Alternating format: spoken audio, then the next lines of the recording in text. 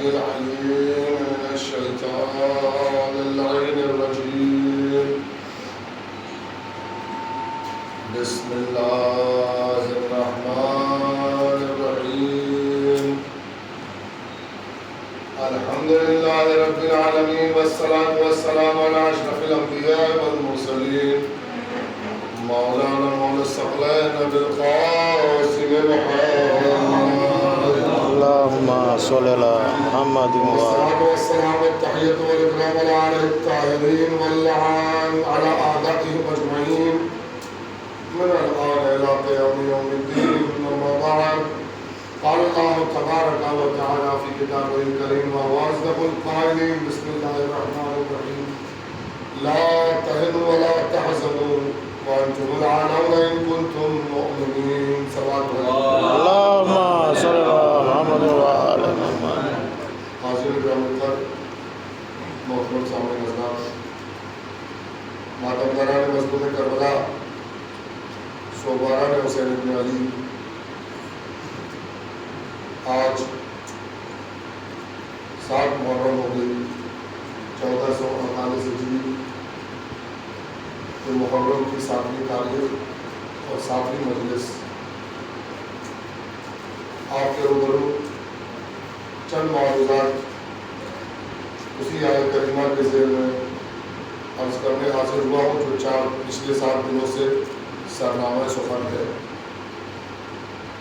جس میں پروردگار ارشاد فرما رہا ہے جنگ احد کے بعد مسلمانوں کو مخاطب کرتے ہوئے کہ مسلمانوں، لا تہنوا ولا تحزنوا ولا تہنوا ولا تحزنوا، اور تم لوگ سستی مت کرو اور غمزدہ نہ رہو، وانتم الاعلون، در حالی کہ تم لوگ بلند قوم ہو، ان کنتم مومنین، شرط یہ ہے کہ تم صاحب ایمان رہو۔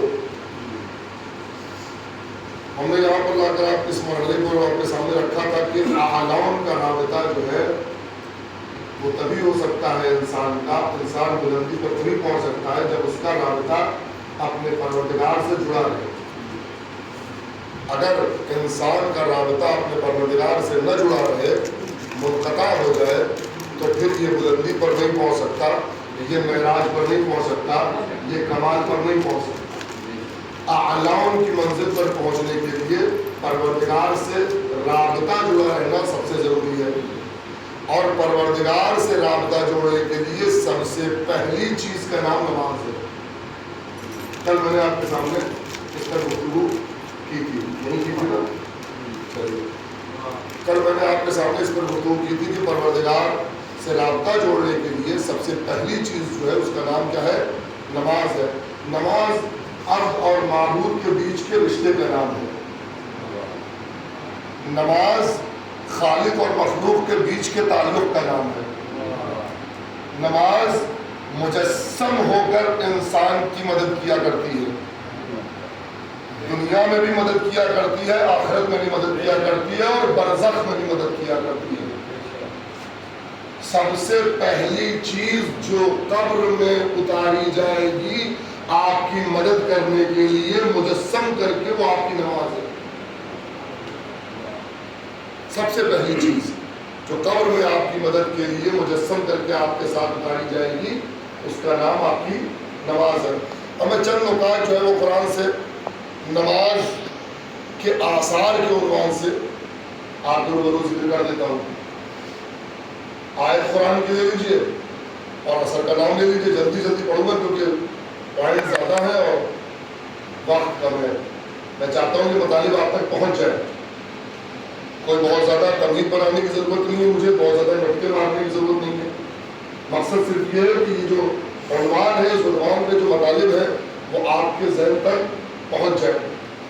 اور میں یہ اس بات کو دعوے سے کہہ سکتا ہوں کہ جتنے پوائنٹ بیان ہو رہے ہیں، ہر پوائنٹ اپنے میں ایک مجلس ہے، اور وہ بھی کم سے کم 1 گھنٹے کی، کم سے کم 1 گھنٹے کی مجلس ہے۔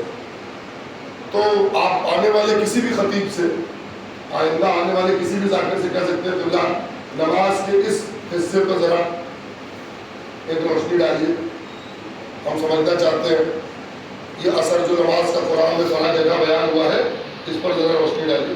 آپ جو ہے وہ اس طرح سے اس کو آگے لوگوں سے سن سکتے ہیں، خود مطالعہ کر سکتے ہیں، خود پڑھ سکتے ہیں، اور انشاءاللہ مجھے کبھی توفیق حاصل ہو جائے آئندہ میں تو میں بھی اس موضوع کو اور واسط کر کے اور پھیلا کر آپ لوگوں تک پہنچاؤں گا۔ یہ سب سے بڑی چیز ہے جو ہماری مدد کرتی ہے اور جس کی ہمیں ضرورت ہے۔ آپ سروا سے سہارا دیں۔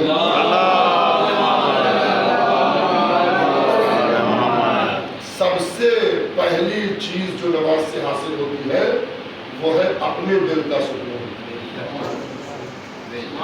ساری کائنات، بس چند جملے دوں گا، زیادہ جملے نہیں دوں گا، ساری کائنات آج سکون کے پیچھے پریشان ہے۔ یہ الگ بات ہے کہ جتنے وسائل اور جتنی مشینیں اپنے سکون کے لیے بناتی ہے وہی اس کی بے سکونی کا باعث بن جاتی ہے، وہی اس کی بے سکونی کی وجہ بن جاتی ہے۔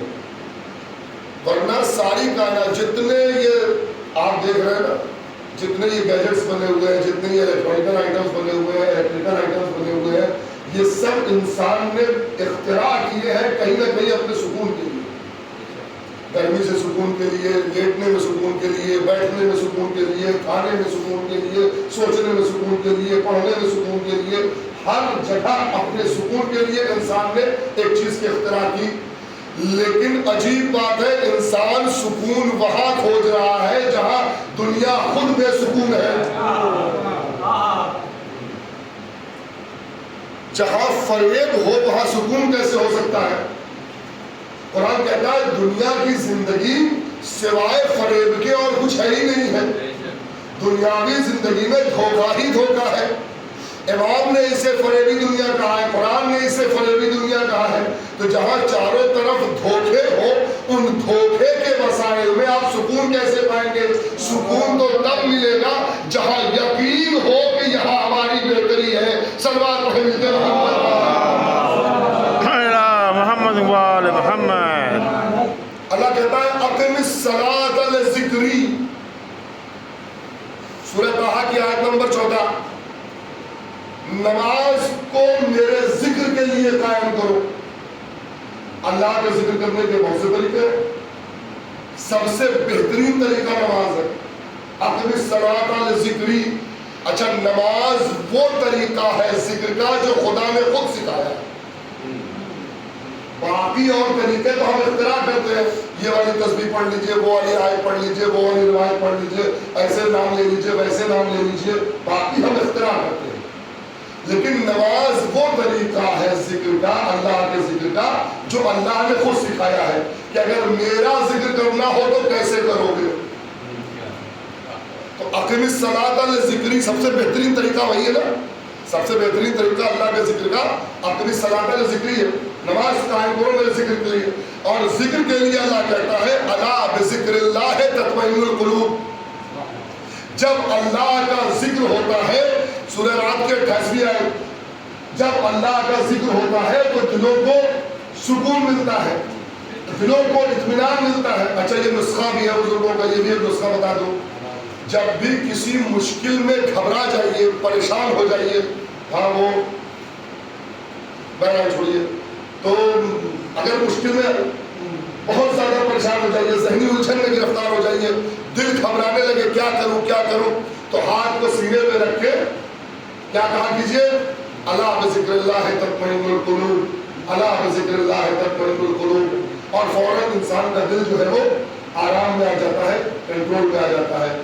آگاہ ہو جاؤ کہ اللہ کے ذکر سے دلوں کا قرار ہے، آگاہ ہو جاؤ، جان جاؤ کہ اللہ کے ذکر میں دلوں کا سکون ہے، دلوں کا قرار ہے، یعنی اللہ نے اپنے ذکر میں سکون رکھا ہے، اور ذکر میں سب سے بہتر ذکر نماز ہے، تو سب سے زیادہ سکون اگر کہیں دل کو ملنے والا ہے تو وہ نماز میں ملنے والا ہے۔ سلام علیکم اللہم صلی محمد وآل محمد۔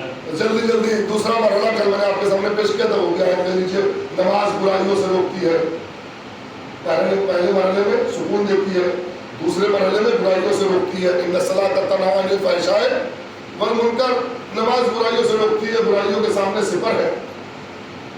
نماز مومن کا اسلحہ ہے، کاہے کا اسلحہ ہے؟ مومن کسی کو مارنے جا رہا ہے نہیں، مومن جب برائیوں سے لڑنا چاہتا ہے، مشکلات हाथ में लड़ना चाहता है तो ये नमाज उसके काम आती है। तीसरा मसला, ये जितने मराहिल है इसमें अगर मदद दरकार हो तो नमाज से मांगो, किसी भी तरह की मदद। अब मैं जुमलों को बदलूं, अगर मुजस्सम मुश्किल कुशा देखना है तो हैदर की जात में देखिए, अगर अमल का मुश्किल कुशा देखना है तो नमाज की शक्ल में देखिए। कुरान कह रहा है वस्तईनु बिस्सब्र वस्सलात, अल्लाह से मदद मांगो सब्र के जरिए और नमाज के जरिए।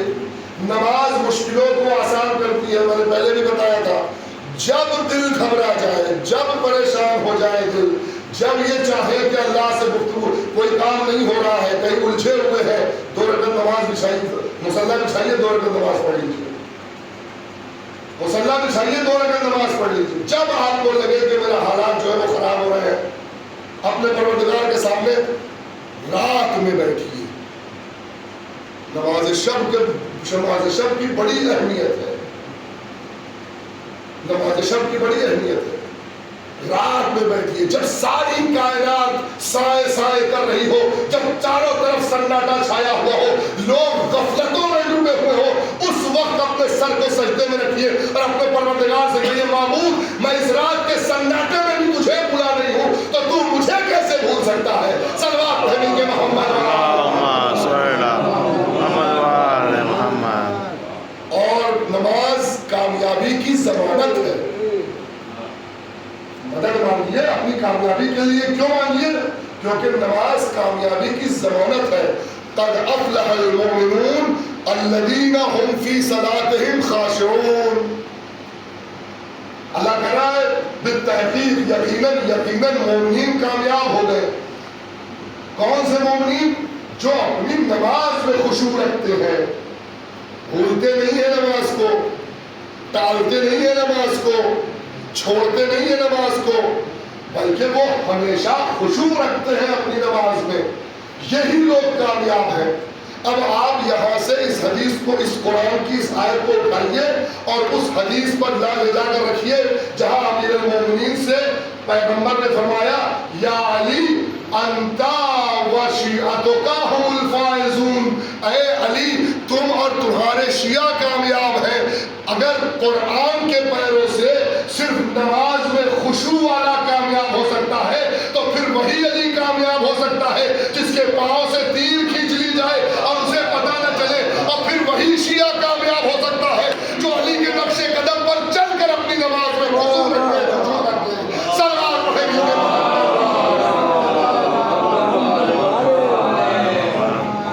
कद अफ़लहल मुमिनून अल्लज़ीना हुम फ़ी सलातिहिम ख़ाशिऊन। नमाज कमजोरी का इलाज है, घबराहट का इलाज है। मैंने आपसे अर्ज कर रहा था, बेचैनी का इलाज है। सलाम अलैकुम मोहम्मद।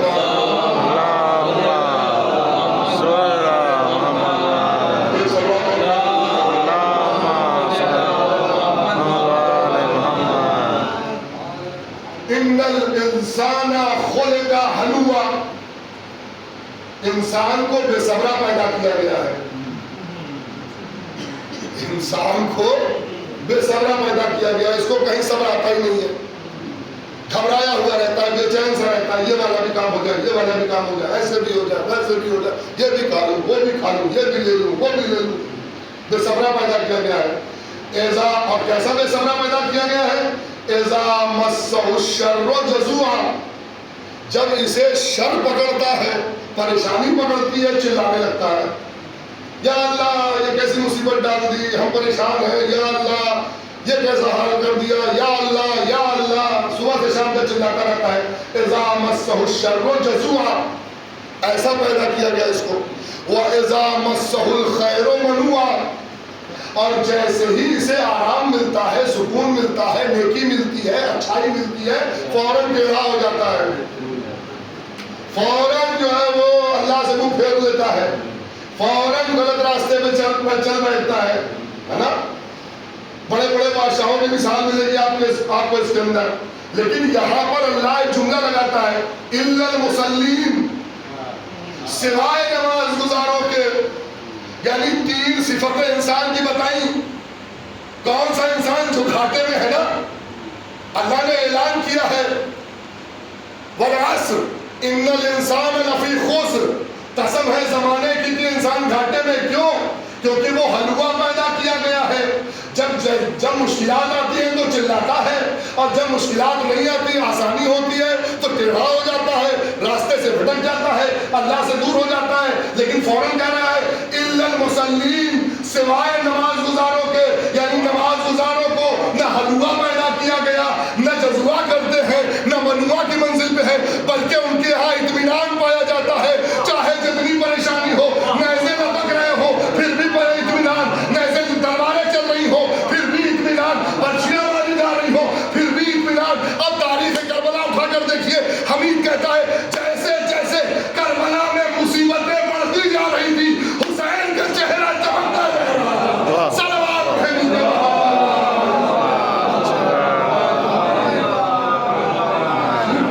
اذا مسه الخير منوعا اذا مسه الشر جزوعا اذا مسه الخير واذا مسه الخير منوعا الا المصلين. نماز گزاروں کے علاوہ نماز کا سیدھا واسطہ جو ہے روزی سے ہے، رزق سے ہے. اس پہ بھی قرآن کی آیت ہے، یہ دعوے نہیں ہے، سب اللہ کی کتاب سے دے رہا ہوں. وَأْمُرْ أَهْلَكَ بِالصَّلَاةِ، اپنے لوگوں کو نماز کا حکم دو. وَأْمُرْ أَهْلَكَ بِالصَّلَاةِ، اپنے گھر والوں کو، اپنے اہل کو، اپنے لوگوں کو. میں اہل سے لوگوں کا معنی کرتا ہوں، کیونکہ جس دن سے جملہ لے انشاءاللہ قدر کریں گے، جس دن سے تاریخ نے نبی کے بیٹے کو اہل سے نکالا ہے اور فارس کے سلمان کو اہل میں داخل کیا ہے، اس دن سے اہل کا معنی اولاد نہیں رہ گیا، اپنے ہو گیا. جو آپ کے مشن میں آپ کا ہو وہ آپ کا اہل ہے، جو آپ کے مقصد میں آپ کا ہو وہ آپ کا اہل ہے، جو آپ کے ہدف میں آپ کا ہو وہ آپ کا اہل ہے، جو آپ کو نیکیوں کے راستے پر رکھنے میں مدد کرے وہ آپ کا اہل ہے، جو برائیوں سے روکے وہ آپ کا اہل ہے. وہ دوست جو برائیوں کی دعوت دیتا ہے وہ آپ کے لائق نہیں ہے، جو برائیوں سے روکتا ہے اسے اہل کہا جاتا ہے. صلوات محمد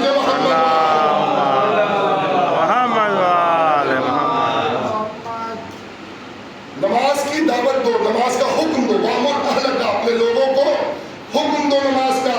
وَاسْتَمِرْ عَلَيْهَا، اور خود بھی نماز پہ ڈٹے رہو. اس کے بعد قرآن کہتا ہے لَا نَرْزُقُكَ، تو تم ہمیں رزق نہیں دیتے بلکہ ہم تمہیں رزق دیتے ہیں. سیدھا رابطہ ہے. نماز پر حکم دو، نماز پہ ڈٹے رہو. کیوں؟ اس لیے کہ تم ہمیں رزق نہیں دیتے، ہم تمہیں رزق دیتے ہیں. والعاقبۃ للتقویٰ، اور عاقبت جو ہے کاہے کے لیے ہے؟ اہل تقویٰ کے لیے ہے. تو اب سمجھ میں آیا کہ اللہ رزق کو سیدھا سیدھا نماز سے جوڑ رہا ہے اور بتا رہا ہے کہ اگر رزق چاہیے تو تمہیں ہمارے سامنے سر جھکانا پڑے گا. اب یہ الگ سی بات ہے، میں کبھی مجلس میں انشاءاللہ توضیح دے دوں گا کہ رزق کا مطلب صرف وہ نوالا نہیں ہوتا جو آپ کے منہ تک جاتا ہے. دعا اٹھا کر پڑھیے اللہم ارزقنا توفیق الطاعہ، پروردگارا ہمیں رزق میں اطاعت کی رزق میں توفیق اطاعت دے دے. وبعد المعصیہ، ہمیں رزق میں معصیت سے دوری دے دے، گناہوں سے دوری دے دے. یعنی وہ تمام نعمتیں جو انسان کی ہدایت کے لیے اللہ کی طرف سے آتی ہیں وہ سب رزق ہے، اور رزق نماز کے ذریعے سے ملتا ہے. صلوات محمد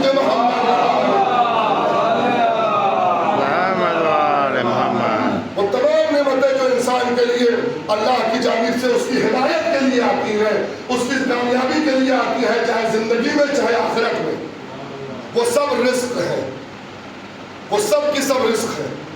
اور رزق نماز کے وسیلے سے آتا ہے. ایک سوال پڑھ دے محمد اللہم صلی اللہ علیہ محمد. واقعی الصلاۃ، نماز جو ہے وہ 6 پوائنٹ ہو گئے. 7واں پوائنٹ، نماز برائیوں کو مٹانے کا کام کرتی ہے. نماز ایسی نیکی ہے جو صرف نیکی نہیں ہے، جو صرف خود نیکی کے عنوان سے لکھی نہیں جاتی، نماز جب نیکی کے عنوان سے لکھی جاتی ہے تو وہ برائیوں کو مٹا دیتی ہے. کہا پھر قرآن لیجئے اقیم الصلاۃ طرفی النہار وزلفا من اللیل، نماز کو قائم کرو طرفی النہار، دن کے دونوں طرف، صبح اور شام دونوں طرف دن کے نماز کو قائم کرو. وزلفا من اللیل، اور پھر رات کی تاریکی میں نماز کو قائم کرو. کیوں؟ کیونکہ ان الحسنات یذہبن السیئات، کیونکہ نیکیاں برائیوں کو ہٹا دیا کرتی ہیں.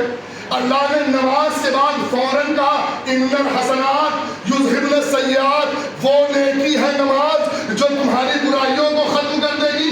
صرف روکے گی نہیں بلکہ جو پرانی برائیاں کر کے آئے ہو اسے مٹائے گی، اس کی جگہ خود لے لے گی. صلوات پڑھیں جو محمد نماز کی اہمیت سمجھیے. اب اس کے بعد جو ہے وہ 9 پوائنٹ ہے جو نماز کے نہ پڑھنے والوں کے لیے ہے، اور وہ بیان نہیں کر سکتا، مگر بہت ہو جائے گا. یہ 7 سے 8 پوائنٹ میں نے برکات آثار نماز کے بیان کر دیا آپ کے لیے. نماز نہ پڑھنے والوں کا حال کیا ہے؟ وَيْلٌ لِّلْمُصَلِّينَ، نماز گزاروں پہ لعنت جو نماز میں سہو کرتے ہیں، ٹالتے ہیں اس کو. کل میں نے عرض کیا تھا، وہاں لے جا کے ملا دیتا ہوں آپ کو، بس روایت سے بات ختم. لا ینال شفاعتی من استخف الصلاۃ، جو نماز کو ہلکا سمجھے اس تک ہماری شفاعت نہیں پہنچے گی. میں نے کل بھی عرض کیا تھا کہ چھوڑنے والے کی بات نہیں کر رہا ہوں، چھوڑنے والا تو شیعہ ہو ہی نہیں سکتا. من ترک الصلاۃ عامدا لقد کفر، جس نے جان بوجھ کر نماز چھوڑی وہ کافر ہے. تو چھوڑنے والا تو شیعہ ہو ہی نہیں سکتا. اسے تو یہ کہنے کا حق ہی نہیں ہے کہ میں علی کا شیعہ ہوں، میں حسین کا جانے والا ہوں، میں حسین کا ماتم گزار ہوں، میں حسین کا عزادار ہوں. اسے یہ کہنے کا حق نہیں. حتیٰ 5ویں امام محمد باقر علیہ السلام کے کچھ لوگ امام کے پاس آئے اور کہنے لگے مولائی نحن شیعتک، اے مولا ہم آپ کے شیعہ ہیں. امام ناراض ہو گئے. راوی کہتا ہے امام کے چہرے کا رنگ بدل گیا، سرخ ہو گیا امام کے چہرے کا رنگ. ہم کہتے ہیں لا آپ ہمارے شیعہ نہیں ہیں، لستم من شیعتنا، آپ ہمارے شیعہ نہیں ہیں، کیونکہ شیعہ ابو طالب تمر جیسے ہوتے ہیں، سلمان جیسے ہوتے ہیں، بوذر جیسے ہوتے ہیں، ہمارے شیعہ ان کے جیسے ہوتے ہیں. مولا ہم کیا ہیں؟ آپ یہ کہہ سکتے ہیں کہ آپ محب ہیں، بہرحالی کہ وہ نماز پڑھنے والے، ایسا نہیں کہ وہ نماز چھوڑ کر آ رہے ہیں. وہ دوسرے ان کے کردار ایسے خراب ہیں کہ ان کو شیعت سے ہٹا کر محب کی فہرست میں ڈال دیا ہے. جو نماز نہیں پڑھتا وہ تو محب بننے قابل بھی نہیں ہے، وہ تو دشمن خدا ہے، اور جو دشمن خدا ہے وہ دشمن پیغمبر ہے، اور جو دشمن پیغمبر ہے وہ دشمن اہل بیت ہے. صلوات پڑھیں کے محمد وآل محمد. رات بہت ہو گئی، ابھی 1 بجے سے اور بچی. 8 محرم ہے، 7 محرم اور 8 محرم کے بیچ میں ہم اس مجلس کو خطاب کر رہے ہیں آپ کے لیے. کیا عزیزو، آئیے تھوڑا سا مسائل ابو الفضل کا پڑھ لیتے ہیں. ابو الفضل عباس، غازی عباس، حسین کے دل کی ڈھارس، بیویوں کے دل کا سکون، فوج کا بھروسہ، فوج کا بھروسہ. اسی لیے تو حضرت عباس جب جنگ کے لیے آئے تو امام نے کہا تم تو میرے لشکر کا لردار ہو، تمہیں کیسے اجازت دے سکتا ہوں؟ دائیں دیکھا بائیں دیکھا، وہ لشکر کہاں ہے مولا؟ کاش میں پڑھ سکوں تھوڑی دیر مسائل حضرت ابو الفضل عباس کے. اللہ سینے ہمیں اتنی طاقت دے دے. عزیزو، ابو الفضل عباس نے جس طریقے سے حسین کی حمایت کی نا،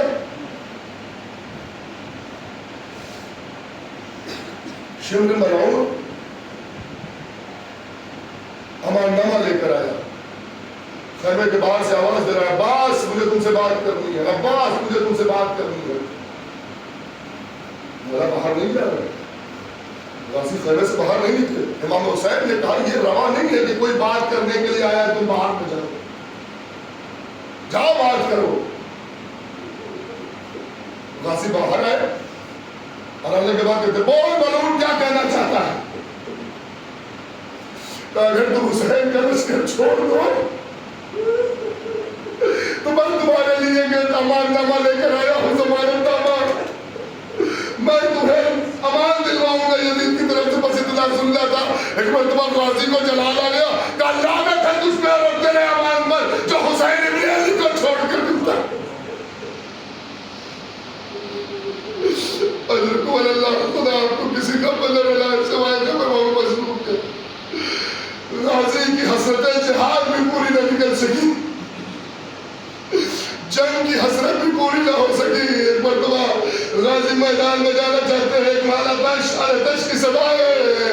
حسین حسین نے آواز دیا عباس تم جنگ میں جانا چاہتے ہو، پہلے بچوں کے لیے پانی کی سبیل کر دو. لو حیدر کا شیر مشکیزہ لے کے ترائی میں اترا. میمنہ کی فوج میسرہ کی طرف بھاگی، میسرہ کی فوج میمنہ کی طرف بھاگی. کوئی سامنے کھڑے ہونے کو تیار نہیں، کوئی مقابلہ کرنے کو تیار نہیں. غازی نے مشکیزہ بھرا اور مشکیزہ لے کر واپس آنا چاہتے ہیں. عزادارو ایک آواز آئی یہ پانی نہیں جا رہا ہے، یہ حسین کے خیمے میں حوصلہ جا رہا ہے، یہ حسین کے خیمے میں مدد جا رہی ہے. اگر پانی خیمے میں پہنچا کوئی عباس کا حریف نہ ہوگا. لوگ غضب ہوا، کسی شکیل نے ایسا وار کیا عباس کا داہنا بازو قلم ہو گیا، کسی شکیل نے چھپ کر وار کیا بایاں بازو قلم ہو گیا. عزادارو حمید ابن مسلم کہتا ہے جب حسین عباس کی آواز استغاثہ کے بعد خیمے سے نکلے تو میں نے دیکھا کمر پکڑے ہوئے الا نہیں کسر ظہری کمر سیاہ پڑتے ہوئے مقتل کی طرف آ رہے ہیں. ایک مرتبہ کسی چیز سے الجھے، جھکا، اٹھ کے جھکے، اٹھ کے دامن میں رکھ، اٹھا کے دامن میں رکھ لیا، پھر آگے بڑھے، پھر جھکے، پھر اٹھا کے پھر دامن میں رکھ لیا. میں نے سوچا کوئی قیمتی چیز حسین کی رہ گئی ہوگی جو دامن میں رکھے. میں نے نزدیک ہو کے جو دیکھنا چاہا کیا دیکھا، بھائی نے بھائی کے بازو اٹھائے اپنی ابا کے دامن میں رکھے. ہاں ہاں اب وہ آخری تیر چلا، مشق سکینہ پہ لگا، عباس کی پیشانی تک پہنچا، عباس کی آس ٹوٹی، گھوڑے کا رخ موڑ دیا. اب خیمے میں نہیں جا سکتا، آقا کو آنے دو، وصیت کروں گا اے آقا علم لے کر جائیے لیکن میرا جنازہ لے کر نہیں جائیے گا. سکینہ سے شرمی انا للہ و انا الیہ راجعون. رزن بتظاہری و تسلیم الامر سیعلم الذین ظلموا منقلب